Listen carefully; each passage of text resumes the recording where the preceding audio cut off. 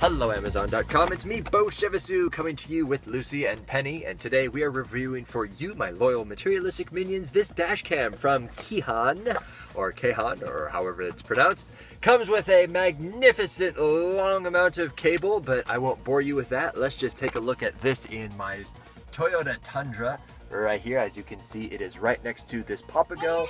And as you can see, it's a bit wider of a screen, and as a matter of fact, my car is off right now. So it does have an onboard battery.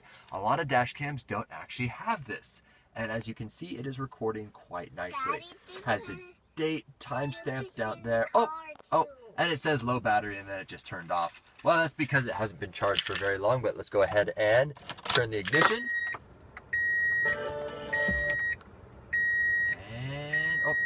Wow, actually, compared to this guy over here, the KEHAN one booted up immediately. Let's actually go ahead and pull it out of the cigarette light socket to simulate it shutting down. By the way, if initially you are having trouble accessing the menu options, on the far right over here, it's the OK button, that locks it. And there it goes. It just says, see you soon. I'm gonna try to turn off that voice prompt. It drives me crazy. When you first started, it says, Daddy, KEHAN wishes you a nice journey. It's extremely annoying after the 50th time. The first 5 times are kind of cute, but after that, so let's go ahead and plug it in. And listen carefully. KEHAN wish you a good journey. Yeah, let's see if we can turn that off. So once again, as I was saying, the screen is locked and you can't access the menu, which is this little button right under here. So to unlock the screen is this right here, right where my thumb is pushing. So watch very carefully. I click that and then everything goes away, which means I can now access the menu. So there's the menu. As you can see, it's a full 1080 or 1920 by 1080, very high quality settings. You can put the timestamp on there if you'd like.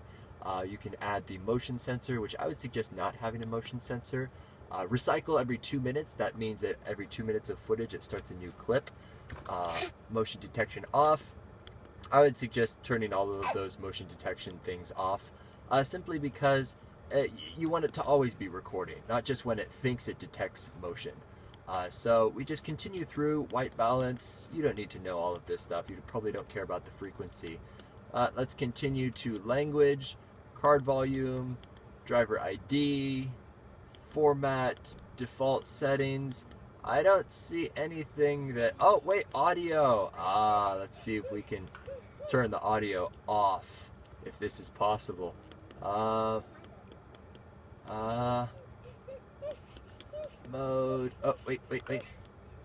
And I am not seeing any kind of option to turn it. Oh, wait. There we go. Yay, it's off. Fantastic. That's great news.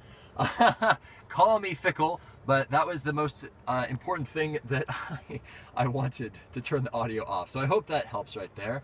And in case you're wondering, you put a little micro SD card up top. It's not included. I'm using a 32 gig micro SD card. I found that works the best.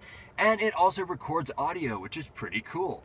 In order to get the audio off, you simply, I think it's the arrow button to the left right here. So there's a left, right. Just turn this off and watch this little blue guy. And now there's a little X through it. That means it's no longer recording audio if you have a private conversation or something like that.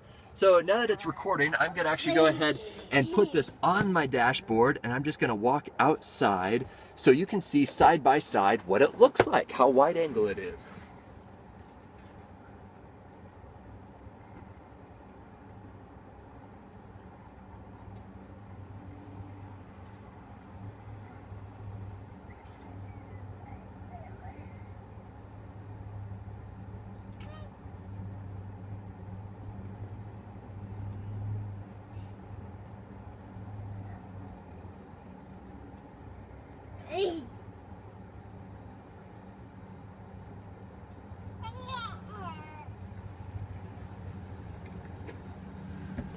Interesting. So from the outside, it looks like it's lined up pretty well.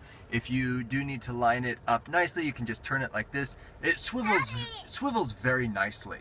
So if you want to swivel it around and actually film an interaction with you talking with a police officer or something like that, very easy to swivel around. That's pretty cool. And then when you want to keep driving, you just continue like this. Overall, 5 out of 5 stars. Very impressed with this guy. Extremely easy to set up, as you saw. Very long cord. An awesome bang for your buck. In my humble opinion, every single person should have a dash cam like this in their car. Now I better go because I hear Penelope squeaking. I hope that this small little demonstration is helpful in determining whether or not this is the right dash cam for you. And oh, by the way, I am testing it in fairly low light dusk. It doesn't really seem like it, but I am. I'm here in the very, very cloudy Pacific Northwest. So it works fairly well in somewhat low light, is my humble opinion. By the way, no dash cam is perfect in complete darkness. If you're looking for something that works in like night vision mode, you're gonna have to shell out a lot of money for something like that. But in low light, like this right now, it works great. So I'm impressed with that. My name is Beau, and I look forward to demonstrating and reviewing more fun things here on Amazon.com.